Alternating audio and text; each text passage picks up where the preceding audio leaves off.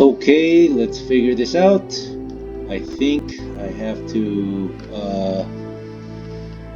do some weird spells. I think one, hammer this, the end of my sword. You managed to dislodge the crystal that had been set within the hilt of the sword. Okay, that's one. What about this? I think there's something special about that. The brooch. That does. That. What else do I do? I have to be careful because if I stay a little bit too long, I don't want to get caught. I have to figure something out.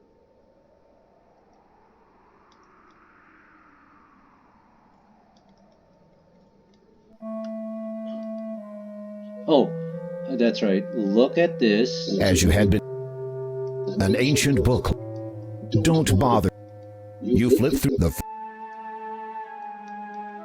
Hold up. How do I,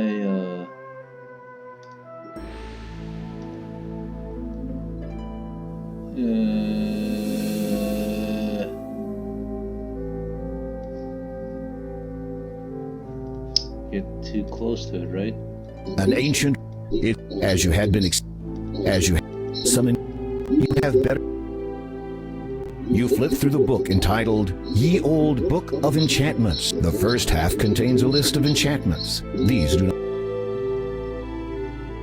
A number of candles and dimly lit hanging lanterns adorn this small cave. They do not aid your vision much. Fortunately, enough sunlight enters from outside the cave entrance, providing adequate illumination for you to see by. Oh! Candle. You can't. You attempt to mold the candle into a wax miniature. What? What do I do then? How do I... You approach the workbench for... Okay, good. Let's see. I know there's some spells. I remember that. You toss the sick... Unfortunately, you cannot cast fire from your fingertips. Why not? In order to do fire... How do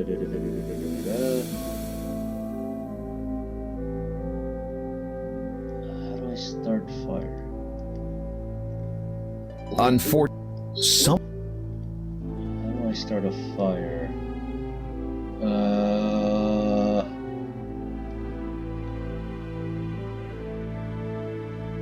Nothing.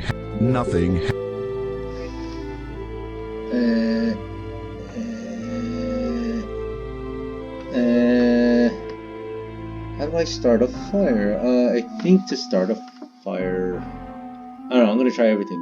This is the youth potion. Nothing. There's no reason for you to do that. Oh, sword! Right, can't I use my sword to light a fire? Wait, that's not a sword, that's a feather. You strike the blade of your sword against the flint stone. It sparks, and the wick catches alight. Okay, and then the next step is... Hold on. The ancient... You flip the first...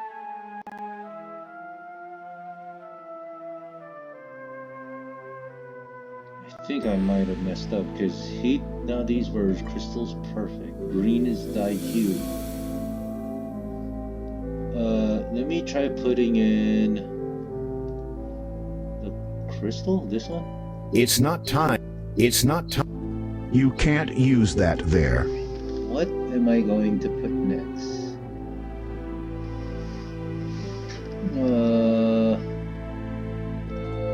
There's no... Nothing happens.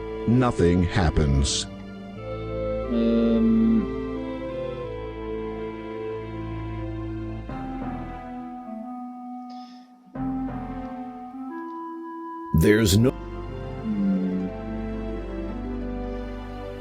What am I supposed to put next? This? Oh! There's no... No? Great. Now, why am I guessing?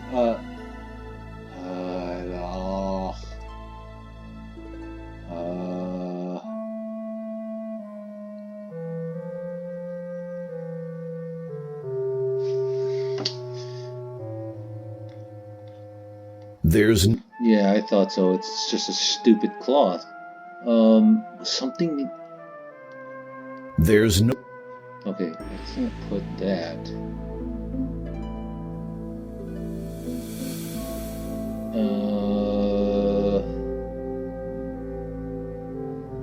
Oh, this. I know what it is. Where is it? Where is it? This. You toss the brooch into the beaker. You watch, fascinated, as the two unlikely objects melt under the heat of the magical flame. Okay. And then,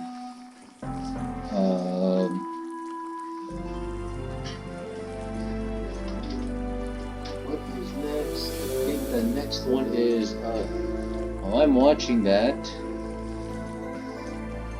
I think it's this one now. Somehow the mixture looks too thick to risk dropping the crystal in just. Somehow. Nothing. No. Nothing. Da, da, da, da, da, da.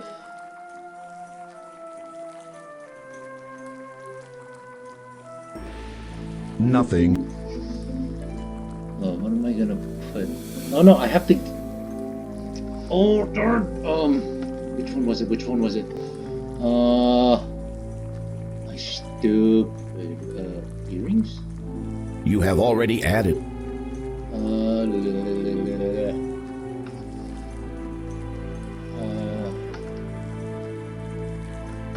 No. Yeah, but I put. Nothing. Okay. Oh, feather. You stir the mixture carefully with a white feather. It soon dissolves in the hot liquid. Okay, and then after the feather, I hope this is right.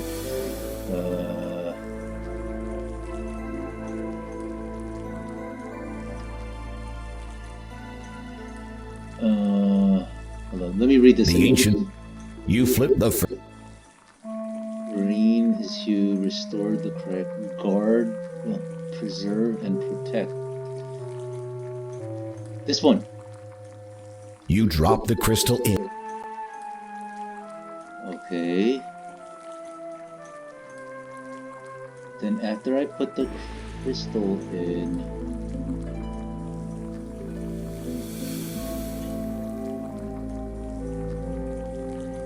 I hope I'm doing it right. Do I mix it? There's no need. No, I already mixed it, so what is the next thing to do?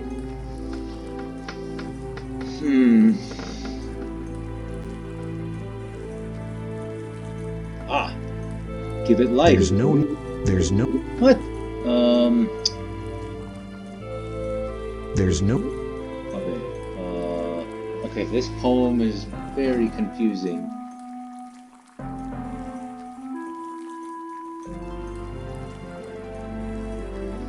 Oh, if I did all of it, because that was the last ingredient. Oh my god. Heed now these words. Crystal, perfect. Green is thy hue. Restore, correct. Guard well my form. Preserve, protect. Got it. You recite the words correctly, line for line, and sure enough, only a brilliant emerald remains in the glass beaker. You quickly blow the flame out so as not to overheat the emerald and cause damage to it. Picking it up gingerly, you're amazed that the emerald took virtually no time at all to cool. Let's save so I'm not in deep crap. This is actually the Enchanter's home. Not the Dwarven dude. Let's get out of here. Let's get out of here before I get screwed. Alright. I think it's time for me to get out. I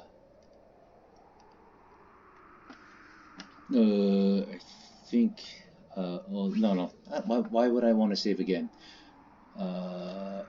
Amir. The snake cannot see the pendant from this side of the path. Hold on. Can I just take the magic carpet right here?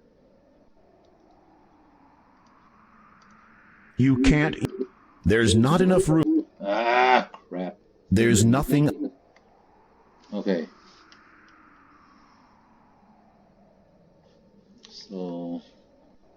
Your crystal has become a dazzling emerald. You sense magic in its refracted light. It is cool and smooth with sharp edges. Okay. Okay. I'm guessing... The snake lashes your history. Yeah, I thought so. So... Oh! Is it this? The snake does not... The snake... Oh, no. As you direct the sun's light through the emerald at the snake, you behold a wondrous transformation. Before you now stands a magnificent winged horse. Thank you for freeing me. A horrid enchanter transformed me into that legless thing after I refused to be his steed. Oh, wait. Something's coming back to me. I'm gonna try to go back there on purpose. Have my sword ready. I remember something.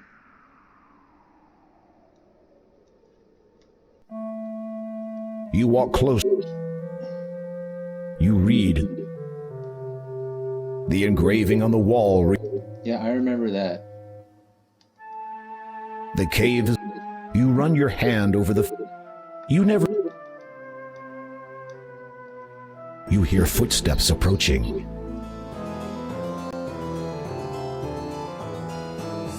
Uh-oh, the enchanter has caught you in his lair. He twirls his hands, aims them at you, and then utters some words under his breath. Hold on. You feel a tingling sensation all over your body as the enchantment attempts to transform you into whatever the enchanter has fancied. At the same time, you also feel the comforting energy of the emerald shielding you. The enchanter's twisted smile turns downwards. He scowls at you.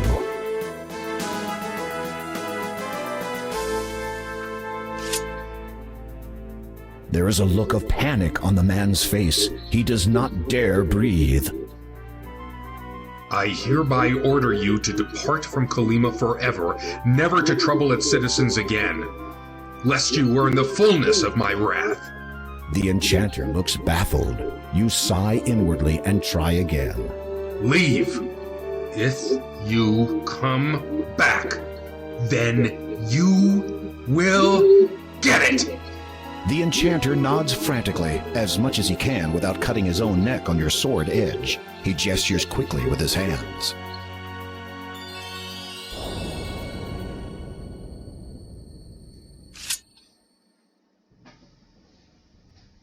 There's not... You are standing... So that's... You walk close. You read... The engraving... Yeah, okay. Let's get out of here.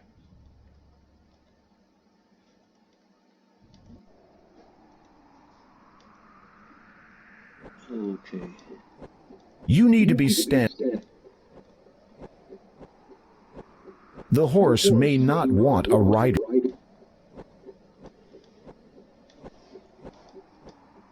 That was quite a gamble, to refuse an enchanter. True, but I could not have accepted, even if I had wanted to. For I am a disciple of the cloud, and can serve no land dweller. Disciple of the cloud? What does that mean? First, tell me of what you seek up here. You take a deep breath, then explain about the Door of Destiny, the gems of nature, and your present quest to locate the growth gem. So, you seek the air gem? Yes, that is right. You know of it? Most certainly. But you will not be able to reach it by any means available to you or any of your kind. I would gladly take you to it, but alas, the enchanter took and hid from me my bridle. Without it, we could search for 1,000 years and still never find the cloud spirit. Where did he hide your bridle? I do not know. Perhaps a clue may be found in that blackguard's abode behind me. I think I might know where it is. You can't. It would be too.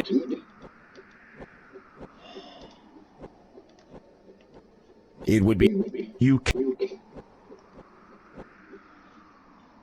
You can't.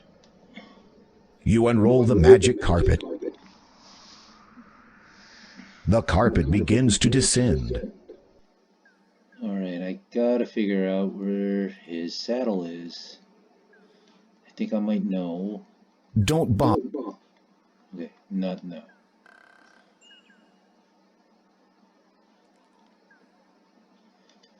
I know. You try to. You try to lift the stone, but it will not budge.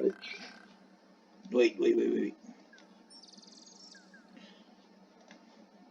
Hope I don't get blown up.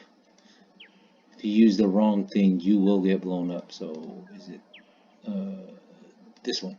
You bend over and hold the emerald above the stone so that the sun's light channels through it. That's the danger in getting stoned. Okay, that's my fault. God, I saved it. You bend over and hold the emerald above the stone so that the sun... There it is. You take the bridle. Back to Kalima.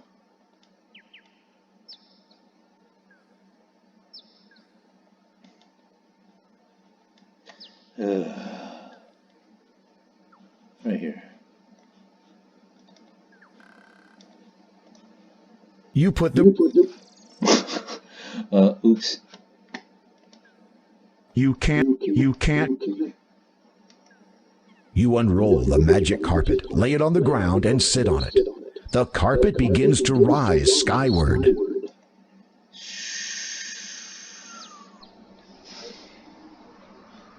As you reach down to get the carpet, it vanishes into thin air without even so much as a puff of smoke. Okay, let's get the saddle. Let's go.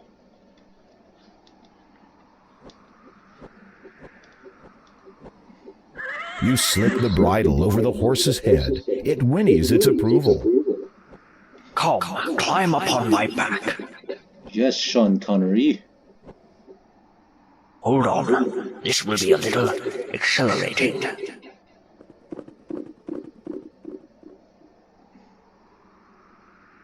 The disciple of the cloud gracefully soars high into the sky.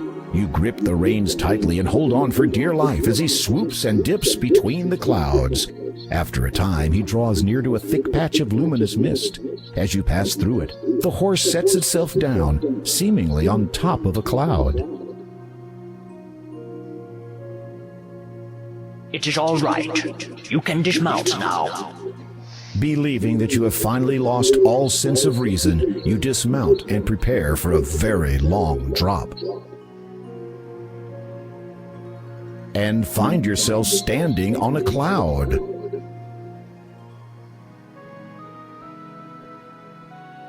Hello, you call out. What is this spirit you speak of? The essence of what you seek. It passes through us as we grow, all through our lives, though few are ever aware of it. You will know soon enough.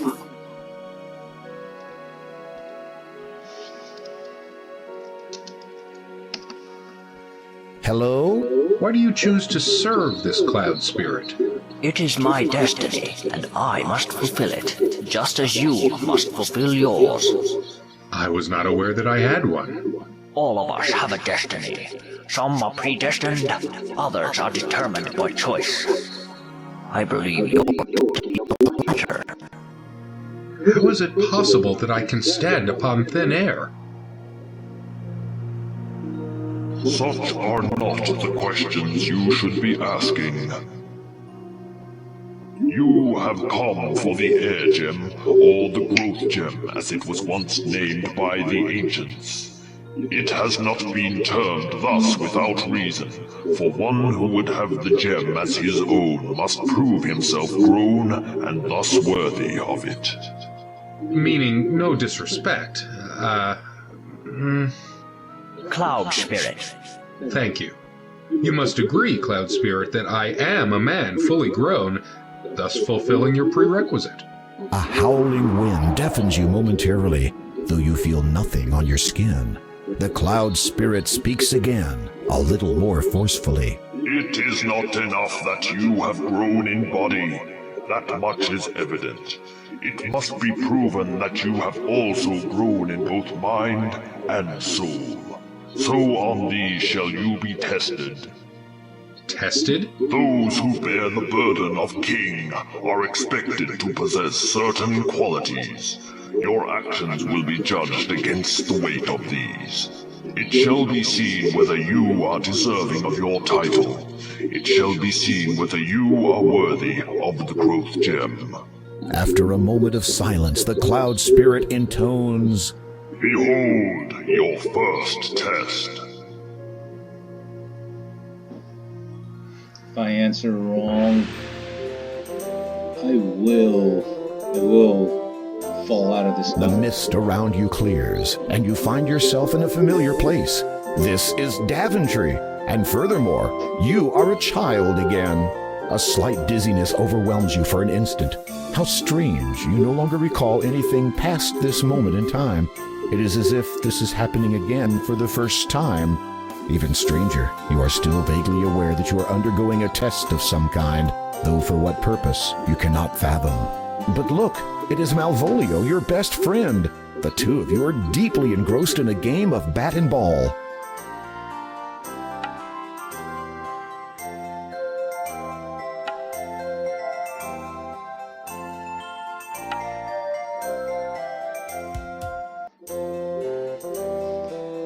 Ouch! Uh-oh! That sounds like the king now! What do we do?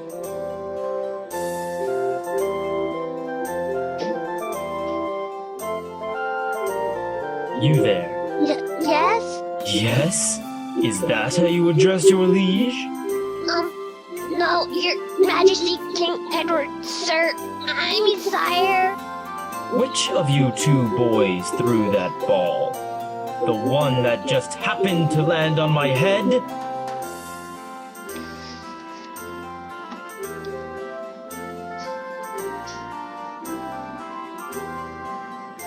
You summon all your courage. Your majesty, if you please. It was I who hit the ball over the castle wall. It was my fault completely. Please do not punish my friend. The king eyes you carefully. You wonder if you are now in serious trouble. I would not punish one for something so trivial. However, I will see you play your game elsewhere, away from here. Yes, sire. One more thing, my young fellow. You have demonstrated good character today by taking the blame for your friend. The finest knights in this realm demonstrate their compassion by protecting others, even if that should mean putting themselves at risk. I find that to be a rare quality in the many I meet. When you have grown up, I hope to see you again, perhaps in my service. Thank you, your majesty.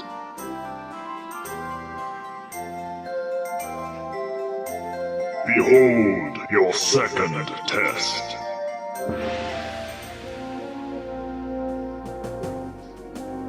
You feel yourself growing older, more so than before the tests began.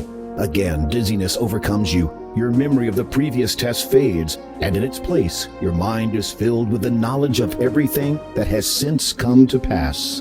This includes, unfortunately, the dreadful misfortunes which have plagued Daventry since the coming of the terrible three-headed dragon. To make things worse, your 17-year-old daughter has been demanded as its latest sacrifice. In return, it will not harm the rest of the population until the next demand. You would go forth to destroy the dragon yourself, but you no longer have the heart for such quests. Never have you felt so forlorn, so frail. You fear that given the choice, you would do anything to rectify the situation.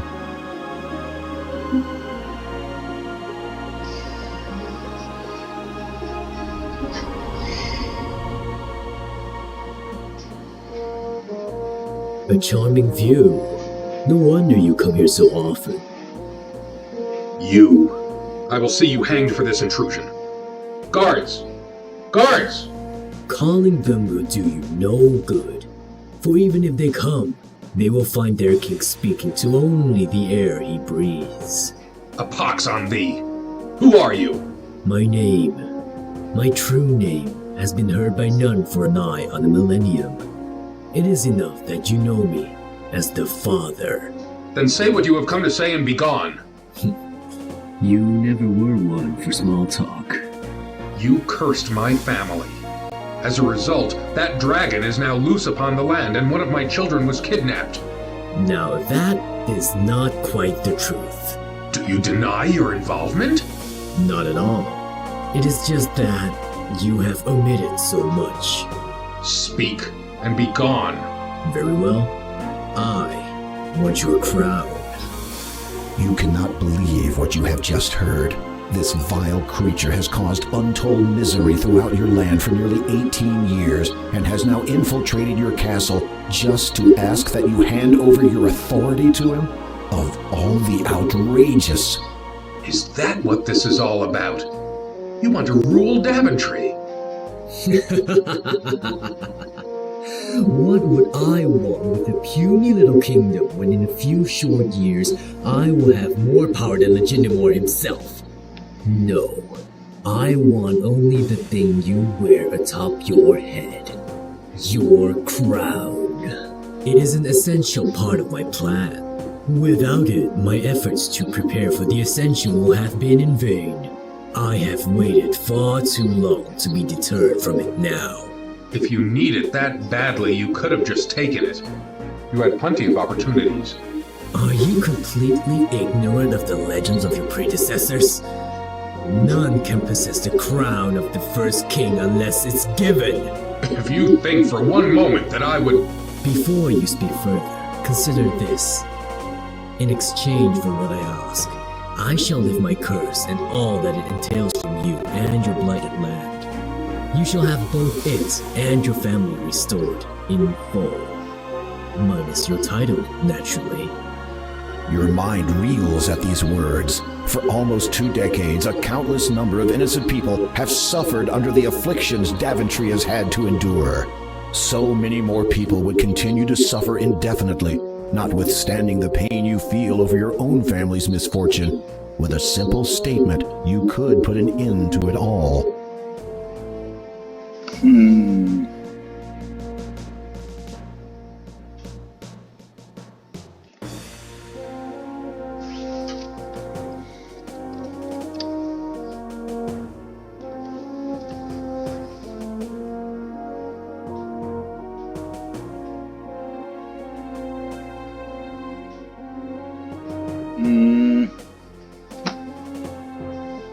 I think it is for me. I have to give up the crown, so unconditional acceptance, right? Or severing the lifeline. It's either this or this. Provisional, or do I accept it?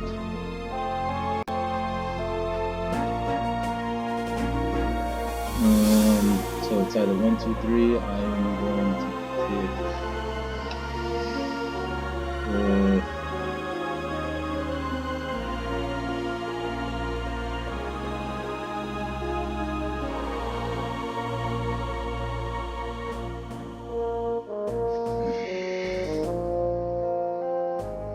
I think it's 1, because I have to accept what's happening, right? Or it means I'm ending the bloodline, and yeah, that's where it ends. I mean, what should I do? No, it's not that, because you can't. I think it's sever the lifeline. To give you my crown would signify a change of leadership. So says the law of this land. It also says that the crown is to be worn only by those with the highest regard and intent for Daventry.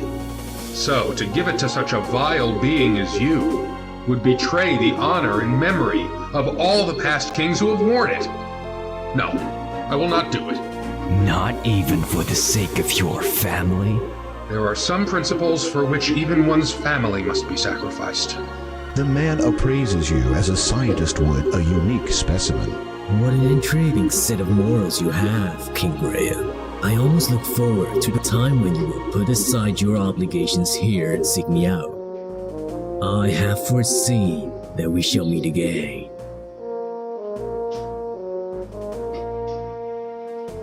Behold your third test. Once again, you feel yourself age. You are many years older now, though still, thankfully, King of Daventry. As before, the knowledge of the previous test ebbs from your mind. This time, however, it is filled with a greater knowledge of all that has come to pass thus far. Many years have passed. Your children, once heirs to your throne, have forged their own paths in other kingdoms. Fortunately, chance has seen fit to fill the vacuum. Following the restoration of the Mask of Eternity, Daventry now has a new champion. How do you feel? I am deeply honored, sire. All right. Now, how do you really feel? Scared out of my wits, sire. You smile and feel the lines in your face stretch. You hope you'll get used to it when the true time comes. You know what they've been saying. About my decision, that is. The people question my ability to perform the duties when I have another higher obligation. I believe that I can attend to both with the utmost equity. You do not deny that this obligation may arise at any moment, perhaps taking you away from this country at a time of great need? Of course not, sire, but I shall deal with that troll, as they say, when I cross that bridge. And there is the matter of you not being of royal birth. That does not sit comfortably with some of the nobles. The qualities of truth, right, and order can shine from even the most impoverished of souls. Nobility is defined through one's actions, not one's lineage, Your Majesty. You cannot help but smirk. For a man who had once lived as a peasant, he speaks extremely well.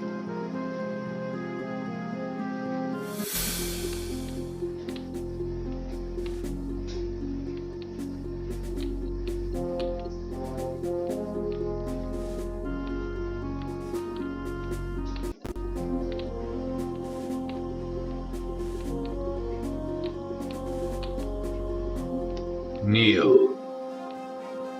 Your sword.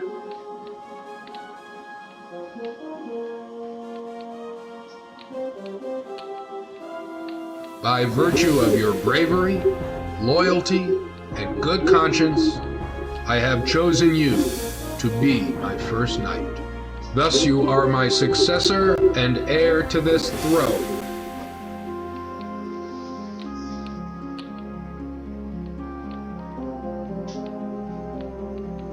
Arise, Sir Connor of Daventry.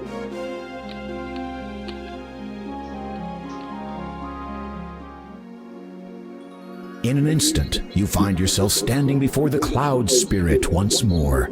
You also notice that it is starting to get dark. You have demonstrated your sound understanding of compassion, honor, and loyalty. These attributes transcend the mind and speak of the soul within you. Growth continues unabated throughout the lives of all living things. You have grown much, learnt a great deal, and will continue to grow in all ways. You are judged worthy of the Heir and Growth Gem.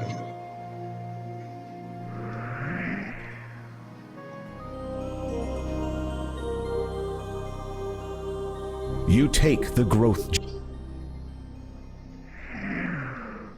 Better hurry up or I'm gonna fall.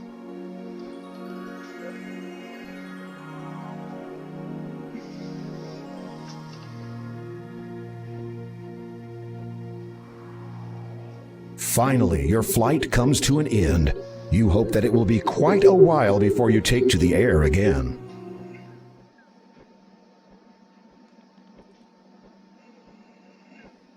Where would you like me to land? On the ground would be fine.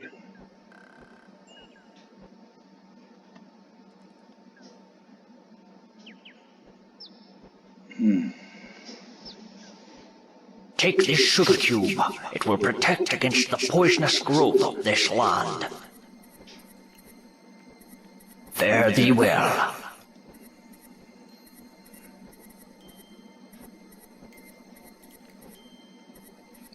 Doesn't need a running start. That's one hell of a You notice you have pettiness. lost a few things during your descent, mostly all that paper you were carrying. As dusk sets in and the pallid moon rises above the darkened horizon, you recall the Door of Destiny's words regarding the third gem, through swampy mire, in lone dark castle. Then you remember the great Neptune's disquiet reluctance to speak of Kalima's lord. You sense a growing unease that this final gem may not be the easiest to acquire. Save. We'll continue this.